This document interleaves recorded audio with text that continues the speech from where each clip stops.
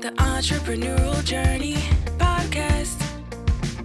We're talking business and building a culture that's kick-ass. Where we make it happen, grab your seat, let's have a blast. At the Entrepreneurial Journey podcast. If you love the entrepreneurial journey, how about subscribing and giving us a 5-star review?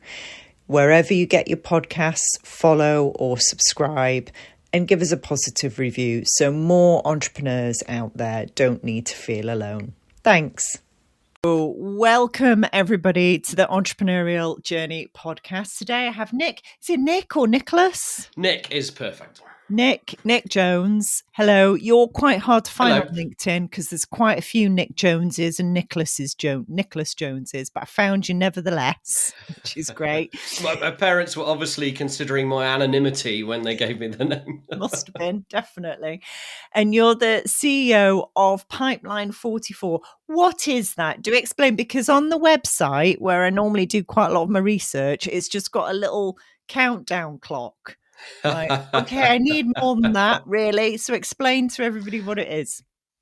Right. So the Pipeline 44 Group is a venture that I started and invested in with a couple of other people, my business partners, Sam Rathling and Chris Taylor, quite a few years ago. And it's a venture into lots of different things, really. But our main focus is supporting not just startups, but micro business predominantly with and I'm sure we'll talk about this later on and the reasons kind of why we've got into it and particularly why I wanted to get into it, but with social selling, but more generally than that, business growth. And we're going through quite a number of sort of, we think, quite exciting iterations of the product and the service that we're bringing to the market. But essentially, it's focused around business growth through the implementation of effective social selling. Amazing. Right. I love it. So why micro businesses and what's your definition of a micro business? So micro business being anything, I mean, a lot of people throw around the SME label, but my understanding of SME, however people define it, is that it's generally a bit bigger. So I tend to think of sole traders, small businesses turning over perhaps a few million or less. But the small guy, if you like, in the business world. And the why is very, it goes back to my history, really. You know, I've been really lucky in my business journey. We've had plenty of failures and I've made plenty of mistakes, but I've also enjoyed a lot of success. And what I suppose there are lots of lessons to be learned as you're going on that journey. But one of them is that it's flipping hard. Yeah. It's really, really flipping hard. It doesn't matter what anybody tells you, building a business or growing a company is just so difficult. Yeah. And I kind of went off the grid a little bit and went to work overseas and came back. And when I came back a few years ago, it really struck me that, you know, with all the experience of working with people around the world, we have such fabulous people with such great ideas in this country. And but they're challenged with this noise of frankly terrible advice from people who start businesses because they think it's a good idea. They come online and they shout about stuff they don't understand and they've never experienced, and it just makes it harder. And I got really angry. And it still enrages me. And my whole motivation behind, I did a post about it on LinkedIn actually last week. My whole motivation behind investing in and helping grow this Pipeline 44 venture is actually because I'm really enraged at how freely people are able to distract and mislead those who are just trying to take a good idea and grow something for themselves. Yeah. And actually, I think everybody deserves a chance to do that. Not everybody will succeed, and that's okay. Yeah. They will learn a lot on the way and they'll move on to other things, but everybody deserves a chance to do that. And it enrages me that we're misled so easily by all this noise and nonsense. You're a man after my own heart. My favorite book is The 4-Hour Working Week. I'm like, really? No, just no. Because, you could work for 4 hours a week, but you're not going to make any money whatsoever. I can't claim to have read it, but I've heard the titles of all of these things. I tend to avoid these types of books. But look, business is hard work, and there's Yeah. this fallacy that you can work smart, not hard. No, you need to work smart and hard, Yeah. and Yeah. and if you want to grow a business, and it doesn't really matter whether your ambition is to make a few £1,000s a month Yeah. sustainably and be able to retire, which is the bit Yeah. nobody talks about, I or whether know. you want to make millions and millions of pounds. It's exactly the same. You need to work smart and hard, and you need to put the graft in, because um, and what typically happens if you don't, you see people ending up in this kind of feast famine cycle, and they're Mhm. trapped in the circle of always having to sell just to make money and to survive. And if they don't sell next month, they can't pay the bills, and that's no way to live. That's No. worse than working for somebody else.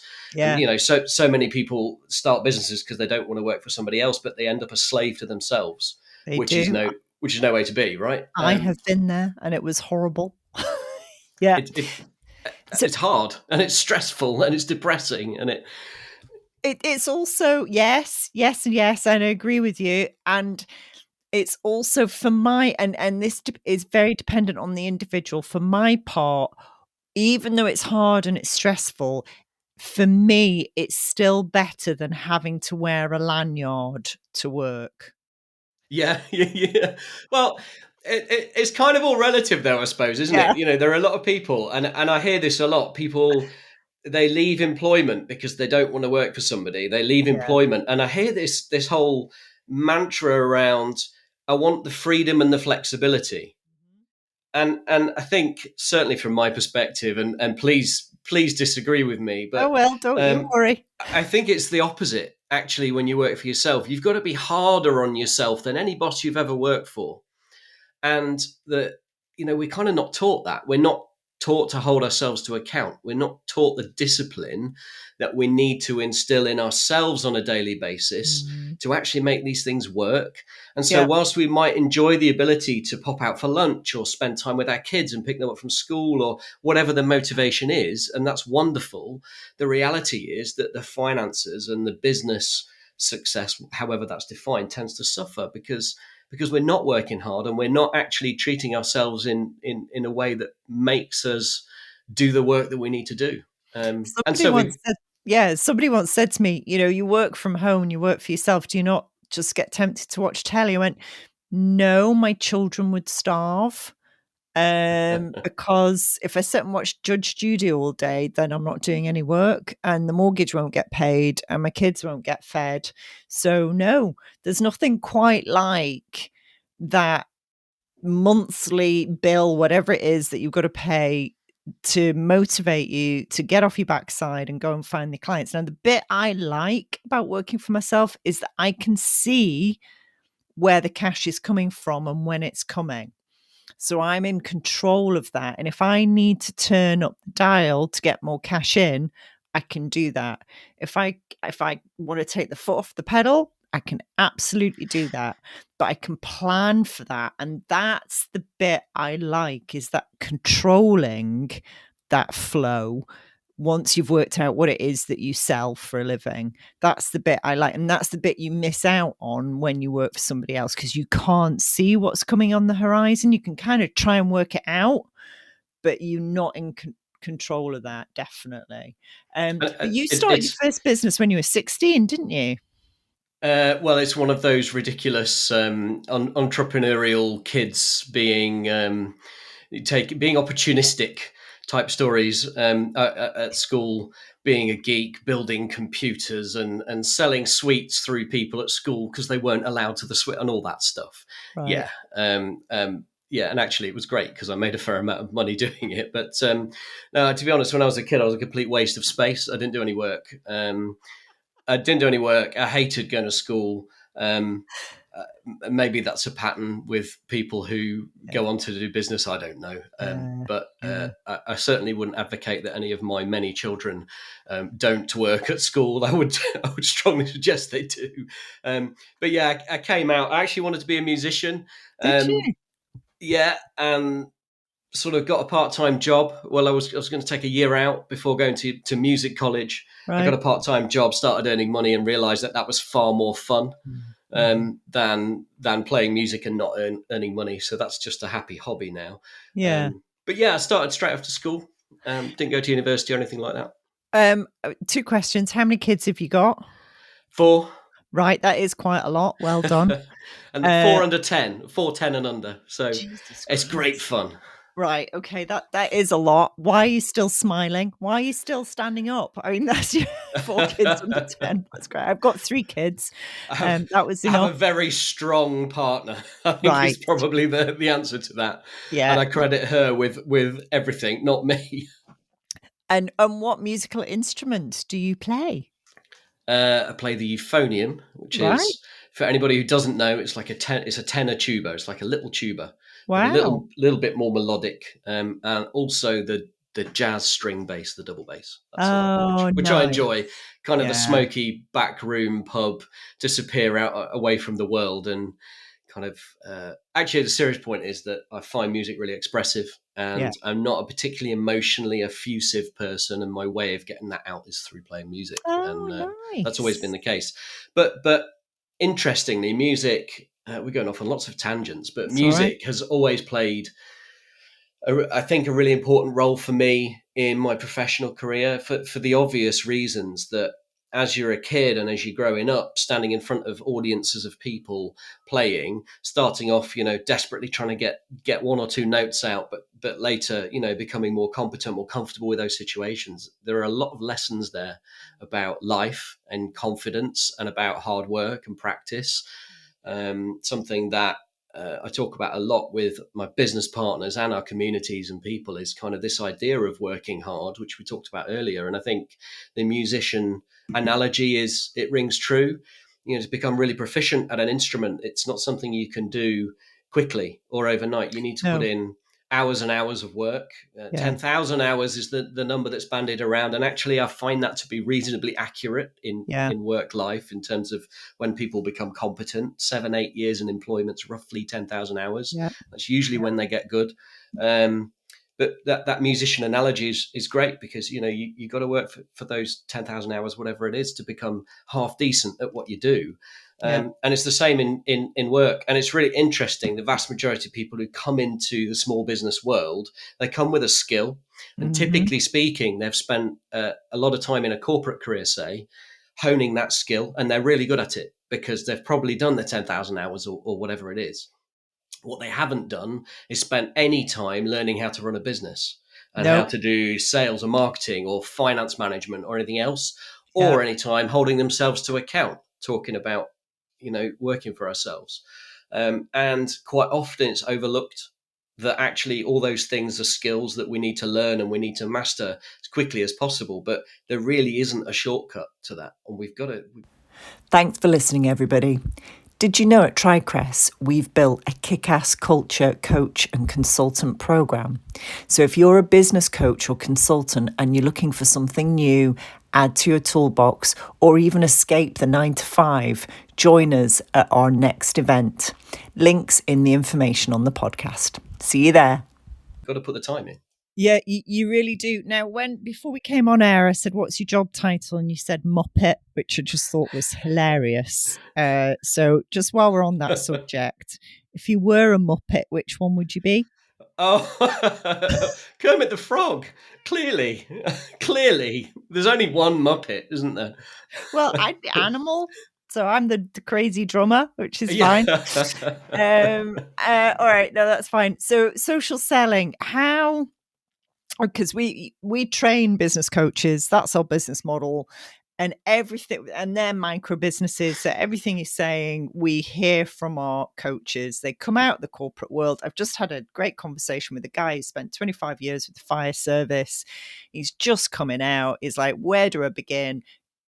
Okay, we will hold your hand and we'll not only teach you how to coach and our methodology and coaching and consulting, blah, blah, blah, and we'll teach you how to sell, how to position yourself, and I said, don't talk about marketing because it's too weighty.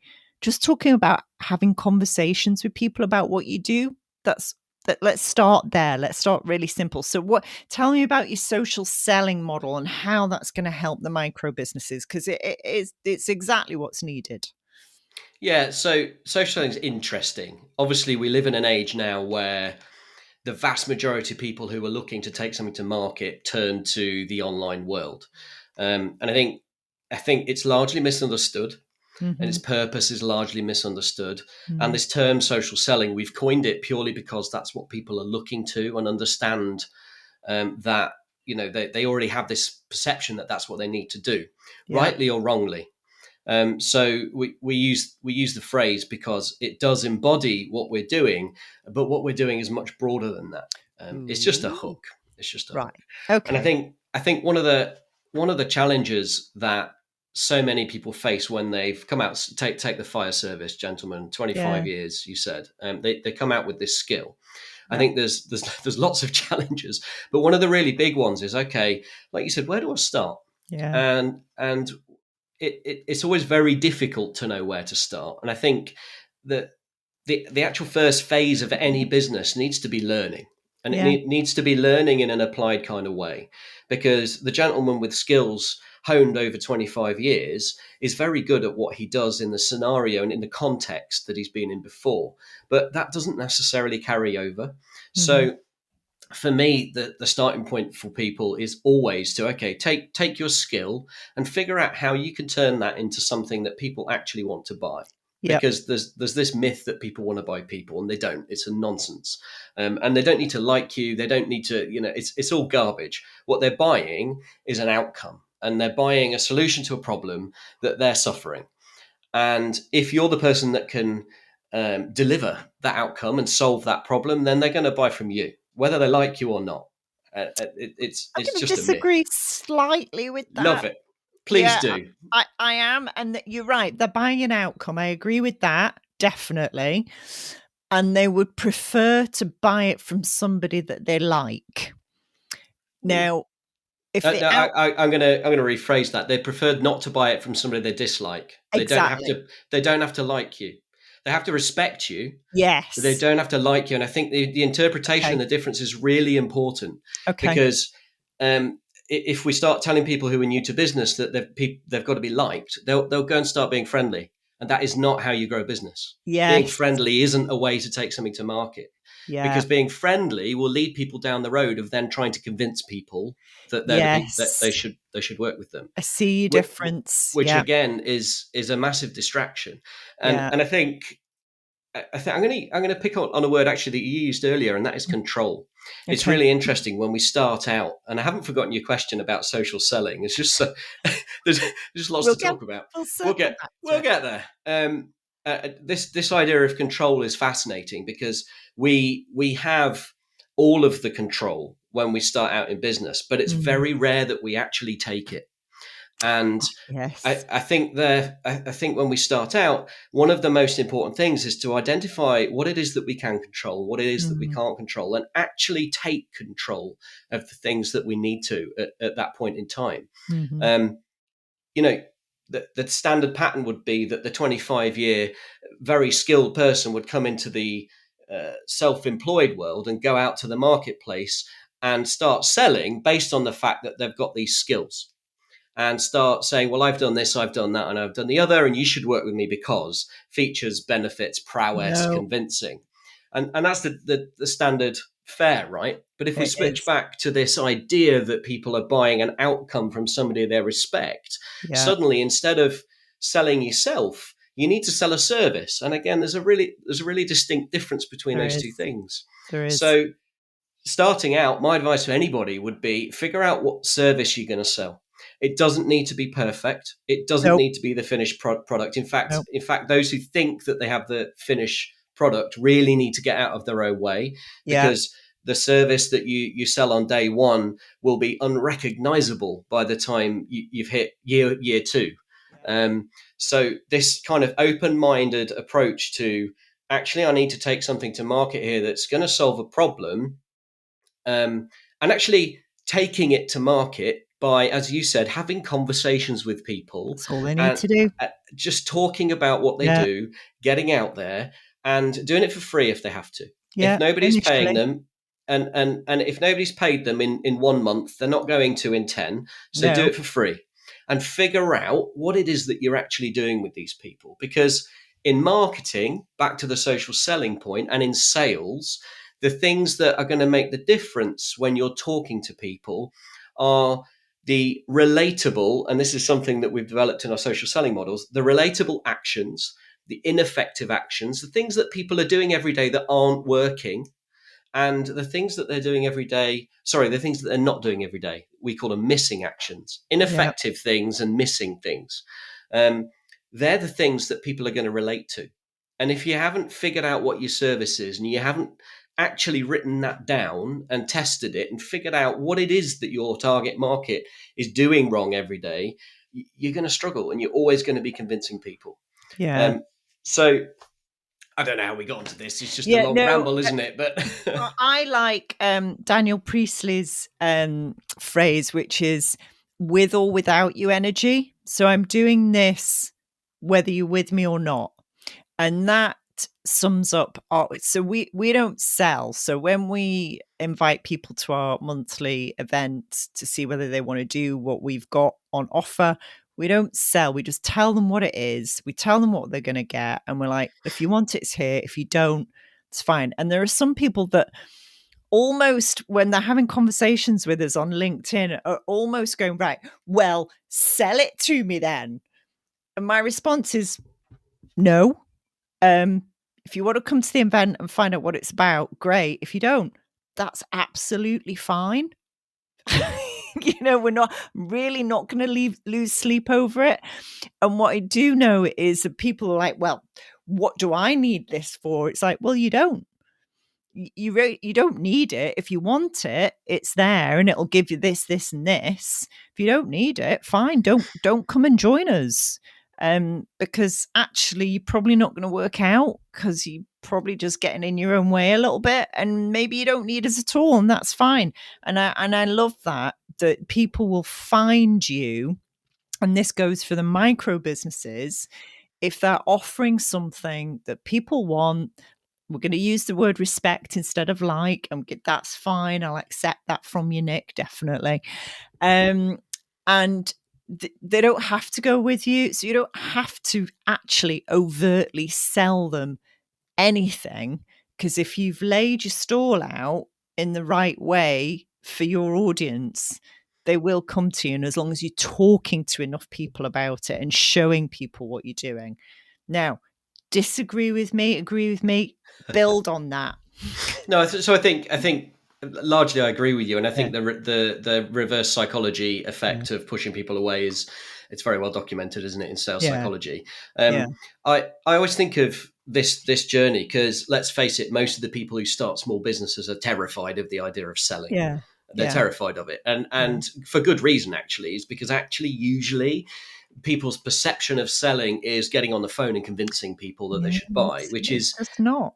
It can be done, and sure, there are people that do it that way, but I reframe that slightly, and I always think of the process of marketing and sales as one seamless process. A sale actually is just the process of a close is just the process of taking an order, right? Yeah. I don't really know how people generally define the word sale. It doesn't really matter. I've never looked, but this whole process from kind of somebody coming into your audience for the first time, so cold traffic if we're talking about online platforms, moving them all the way through to the point of a close actually only requires one thing, and it requires a mindset shift. So the way I define marketing is that, and the purpose of marketing is that it should shift the mindset of people in your audience. It won't shift everybody's mindset, but the things that you communicate and the way that you communicate and the way that you build on your communication as people move through the various stages, touch points, go through collecting dwell time and exposure to you and your brand and your assets, you've got to try somehow with your communication to instigate a mindset shift. And that mindset shift needs to move through a few basic phases. It's, who are these people? I don't know them. To, I'll accept the connection request if it's on a social platform, through actually, this looks all right, to, yes, I'll give them a bit of my time. And from that point to, I need to work with these people. And if you do that job properly, actually, when you get on the phone with them, it's taking orders. It's not actually sales. And I think that's missed. Most people don't really get that if we're going to do this well, and most importantly, sustainably. So my mantra is often to talk about sustainability in business to avoid what we said earlier. And that is this feast, famine. I've got to sell to pay the bills next month. And Yeah. let's face it, the post-COVID dream of work from home flexibility is wonderful. But if you're still going to be doing that when you're 105, it's Not not so really much. it's not a great venture, is it? No. And we need to be planning for that future. So this idea of sustainability is really important, Yeah. and scalability to some extent. And consistency. I'm going to slip consistency in there because, and they're bedfellow. It's bedfellows with sustainability. It is that people will turn up to one networking event and go, "Well, I didn't get any clients." No, you have to turn up every single time for at least a year, so people get to know you and respect you and trust you, and then are able to understand exactly what you do. Or, I put a post on LinkedIn and I didn't get anything back. No, you've got to turn up consistently and sustainably and using your brand and all that to get that audience going. And it just takes time. It just takes time. It does, and you've hit on it. You've hit on one I love to explore with people there. The idea of consistency. I agree with you. Consistency is really important, Yeah. but the way that consistency is interpreted by people who don't know any better, it's not their fault. It's just what everybody does. Take the posting. You said posting online or the turning up to a networking event. Fine, if you post. I mean, the expectation shouldn't be that you'll get business from content anyway, because that's not what it's for. But say if you post and it doesn't work, the idea that you consistently turn up every day and post the same sort of stuff actually just perpetuates the not working. So consistency shouldn't be interpreted as doing the same thing over and over again, because that will keep you exactly where you are. Totally. Consistency should be applied in the pursuit of improvement. Of being micro-ambitious. I think it was Tim Minchin in a speech that talked about micro-ambition, but be micro-ambitious. Take what you did today, and if it didn't work, improve it and try something else tomorrow. And if that works a bit better, improve it again. So consistent showing up, yes, but I assume we're doing that anyway because we're running our own businesses, but consistent improvement and consistent iteration with, trajectory. That's how we should apply consistency. Unfortunately, when you look at social platforms, and let's face it, that's where the vast majority of people are sucked to, most of their time in a day is spent probably boredom scrolling. But when they're actually trying to work on their businesses, writing posts, they're just kind of churning out the same stuff day in, day out. And 6 months goes by and they're in the same place. Well, everybody says be consistent. Yeah. You see the difference. It's kind of it's really important that we define that in the right way and we apply it in the right way. So I'd say be beautifully inconsistent with what you're doing, but being consistently, and that inconsistency driving through an iterative program of improvement. And it could be as simple as you look back at the last. On a content platform like LinkedIn, look back at the last month and see what worked and try more of the same thing. Totally. And do it every week. But we don't, because we've got this idea that in order to succeed on social platforms, if you go to a networking event and you don't talk to anybody, you can go to as many as you like. You're never going to get any business. No, if you go to a networking event and you do a rubbish sales pitch that nobody cares about because you're talking about yourself all the time, you'll never get any business. No. So, I always take issue with the word and the way it's applied purely because... I can't disagree with you, Nick. No, you're right. I think I take that tweaking as you're going along for granted. It wouldn't even occur to me to keep doing something that didn't work. But I guess you're right. If you don't know what you don't know, then you would keep going with stuff that didn't work. Now, here's a question. Yes, please. From your LinkedIn profile, so you have worked overseas quite a lot, which is really interesting. What can we learn in the UK from the people that you've worked with overseas? Wow, that's a how long have we got? That's a great question. Love it. An awful lot, actually. I think that perhaps this isn't necessarily just about business, but if we look to, there's an awful lot of cultures in the world that are nowhere near as fortunate as us in terms of material wealth. And perhaps used the wrong word there in terms of fortunate, but the material wealth, most of us, our kids will achieve a level of material wealth that's never been seen in human history. Yeah. In this country, in America, in the West. Yeah. And yet our satisfaction levels, our happiness, we've all heard it 1,000 times on podcasts, but it's so true. When some of the happiest people that I've ever met are those people who plow the fields every day to get food and sit around the campfire with their families and talk every night of the year.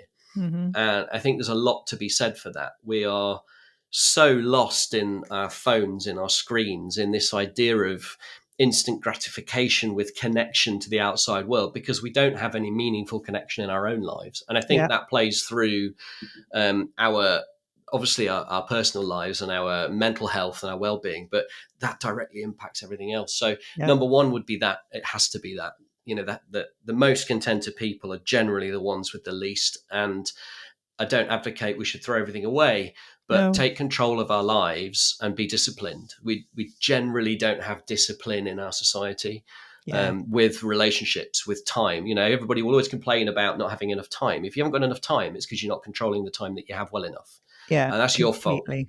your fault. Yeah. So this idea of contentedness, I think,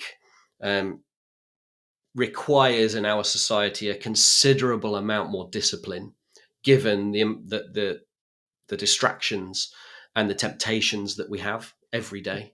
So that's got to be number one. Yeah. I agree. I've not worked overseas the way you have, but I've traveled extensively, and that's certainly what I observe. My pet passion at the moment is family. And I mean family in the broadest sense. So not everybody has kids, but we all have family of some kind, whether that's very close friends or our work family or our neighbor family or our community family. We have family. And that's what I get from people overseas in different cultures, is that they put that, like you say, that chatting around the campfire, no matter what it is. And for me, that sitting down for dinner every night together as often as you possibly can. You can't always do it. But I heard a phrase years ago, a family that eats together stays together. And I think we've lost that kind of discipline. Sorry, my dogs, talking of family, That's okay. My dogs have left the room. Elvis has left the building. My dogs have left the room. And I think we need to come back to that, actually. Yeah, I totally agree with you. And again, it comes back to discipline and boundaries. And it comes back to everything. It all ties together, everything that we've been saying. We see people in small business working ridiculous hours. And don't get me wrong, sometimes we need to do that. It is part of the journey. But quite often we find people working late into the evenings and missing. I've done it, right? I've done it in the past. And we've all done it. It cost me hugely, actually. But, we work late into the evenings out of this kind of almost anxious need to do, because what we have been doing isn't working very well. And it comes back to that idea of taking control and being disciplined and actually, progressive, positive iteration of work. If what you've done in the 8 hours in the day isn't working, it's probably not going to work while you're doing it and while your family's eating dinner. So go and eat dinner with them and clear your mind and be fresh and come back to it tomorrow and do it better. I want to come back to the control thing, because I come across a lot of business owners who are building a business that they hate. And I have to remind business owners that because you're building the business, you need to build the business that you actually want. So the business has to serve you. You don't serve it. And I think many business owners forget that. They think they have to do it in a certain way because that's what you should do. Well, no, you can build a business. If you want to work Wednesday to Sunday, okay, as long as your clients can access you or you can sell what you need to sell between Wednesday and Sunday, work Wednesday to Sunday. Or work out a way of delivering your product and service that fits with how you want to run your life. Because there are ways of doing it these days that didn't exist 5, 10, 15 years ago. And that is part of the control mechanism for me. Build it to suit you and your lifestyle, and that will change as you grow older and your family grows older and maybe you get grandkids or whatever. But a lot of business owners lose sight of that. Yeah, they do, and I think that's an interesting one because I both agree and disagree with you. And I think obviously, if we're building a business for ourselves, it has to serve us. Yeah. But I think there are certain things that we need to do while we're building a business in order to achieve perhaps longer term objectives that Yeah. won't be harmonious with the way that we want to live today. And the great example of that is this kind of work from home flexibility trend that's now come about. And I think it's all very well as wanting to do that and that being the way we want to live. But the sacrifices that we're making without realizing it because we're doing it are massively detrimental to the pace of progression in our companies and our organizations. We are, perhaps I'm talking about slightly larger organizations with people and staff, but, 2, 3, 4, 5 staff, it's fine. It's still micro business. Yeah. The pace of innovation, serendipitous innovation, chatting around a coffee machine and coming up with solutions to problems and even solutions to problems that don't really exist and progressing and improving service and function and process and all those things. It simply doesn't happen in contrived digital meetings because we're not creating the spaces by doing these things for people's brains to be free to think and collaborate in a way that they do when we're with people. So perhaps a bad example because it's not for sole traders. It's, it is when you're working with people, but sole traders still have to work with people. They still have to work with lots of other people. And we have this idea that it's a very new idea that our lifestyle comes first and our businesses come second. But I'm not quite sure where I sit with that, but generally I think I disagree with it because our businesses are there to enable our lives and enable our lifestyles. And if we don't do what we must do to build those businesses and progress them, we're going to have a hard time. Something I always talk about with like people that I mentor or work with is this idea of aligning expectations with outcomes.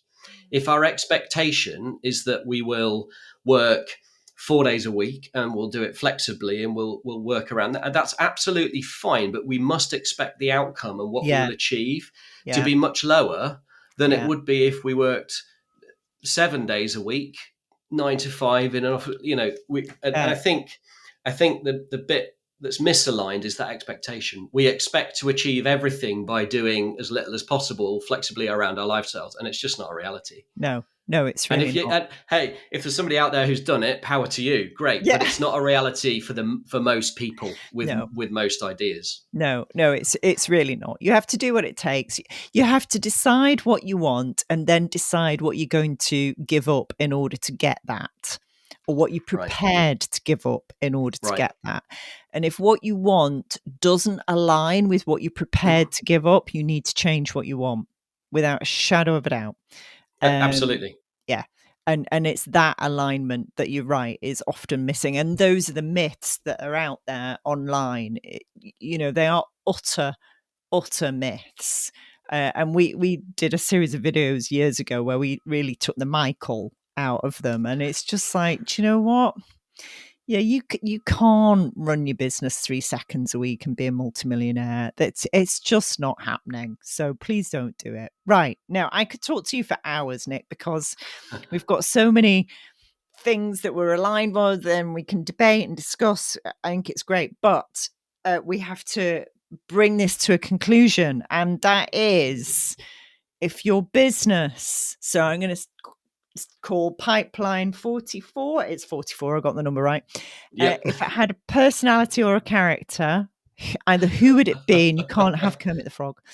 Or how would you describe it? Oh, crikey. Okay. Well, actually, we've got quite a number of different brands underneath the Pipeline 44 group. So I'm going to pick the social selling one because that's what we're focused on at the moment with our new product launches. And I'm going to describe it rather than pick a character. I think a disruptive is it's an obvious, a bit weak, isn't it? But it's an obvious word to use. But we are being very disruptive with Good. what we're doing, very purposefully, and predominantly because we can. Yeah. Disruptive and also what's the right word? Disciplined. And I think, disruptive, disciplined, very strong. We're very confident. I'm not doing a very good job of this, am I? You're asking me to be creative, and I'm not the most creative person in the world. But the point is, what we're doing is bringing something to a marketplace that's saturated with nonsense, and we're doing it in a way that is non-negotiable. And you're cutting through the crap. We're cutting through the crap, and we're doing it at, I'm not here to sell this thing, other people do that, but we're doing it at a price point that makes it a no-brainer. Great. And, we've invested an awful lot of money into what we're doing. Good. And it's kind of, we're here to make some noise. We're here to make a difference. Good. And we're going to do that unashamedly. So Good. Think of some character with strength and resilience, but with this determination, with this proud determination to do things a little bit differently. And Asterix comes possibly sums at Asterix. I like that. Okay. He got under the skin of the Romans big time. It did. All right. Now your Dharma, the Hindus have this phrase of Dharma, your purpose, your destiny. What's yours, do you think? Right now, because no doubt it'll be different next week, it's to enjoy this completely pointless, empty existence that we've been given. And I've stolen that from someone else, but it's so absolutely flipping true. There is absolutely no point. The arrogance of mankind to think that we have a purpose in this universe is unparalleled. I think that, I've had a bit of a journey in the last 20 years in business and personally and all sorts of things. And I went too far and I sacrificed too much. Right. And I've come back on the other side of that. I'm extremely fortunate. And I think, selfish as it might sound, my purpose is to have self-respect and to respect the gift of life that we've been given. Because if I do that, actually, I'll help an awful lot of other people along the way. Yeah, amazing. That's amazing. I normally end there, but there's one more question, if I may, and you don't have to answer this if it's too personal, Nick. Shoot. But one of the things I talk about is when people are on a certain path and they put a value at the top of other values. And it sounds like in the past you may have put work as your top value at the expense of all the pursuit of making money, certainly. Right. And that's a childhood thing. That's because I was so bloody useless as a kid. I was always told I could do better.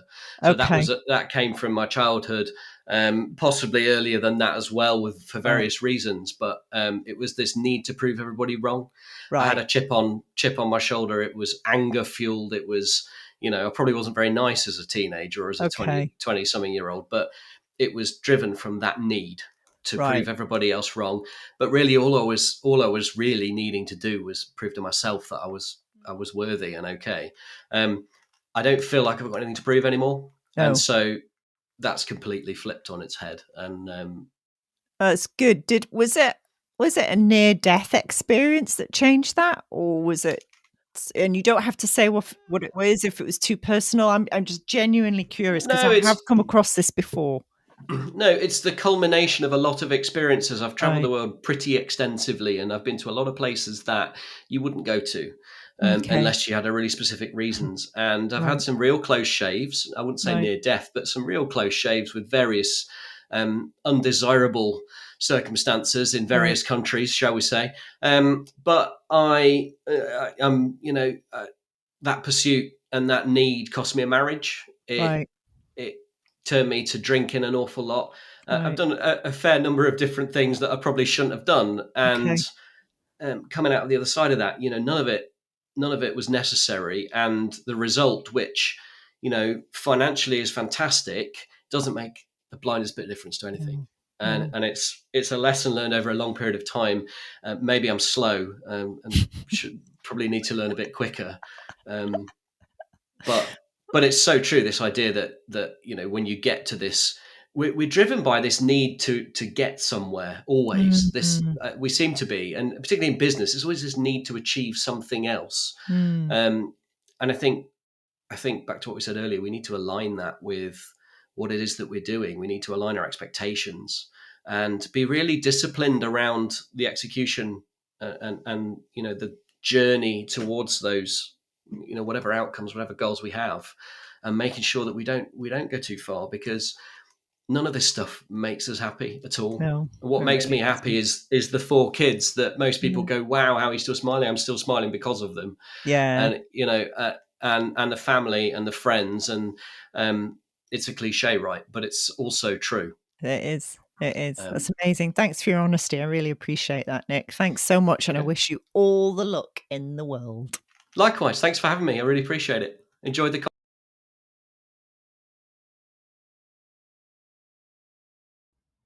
Today, I interviewed Natasha Panetta, and we covered all kinds of things, including AI and AI-generated podcasts. I'm not sure what you think about that, but I'm not keen. And we went off in a variety of directions that I just didn't expect to go down when talking to somebody who calls their business the Busy Goddess, and she is a full-service marketing agency in Australia.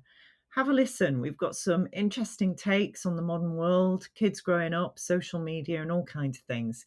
As usual, it's a bit of a journey. See you in there. Thanks for listening, everybody. Did you know at TriCrest, we've built a kick-ass culture, coach and consultant program? So if you're a business coach or consultant and you're looking for something new, add to your toolbox, or even escape the 9-to-5, join us at our next event. Links in the information on the podcast. See you there. The Entrepreneurial Journey Podcast. We're talking business and building a culture that's kick-ass, where we make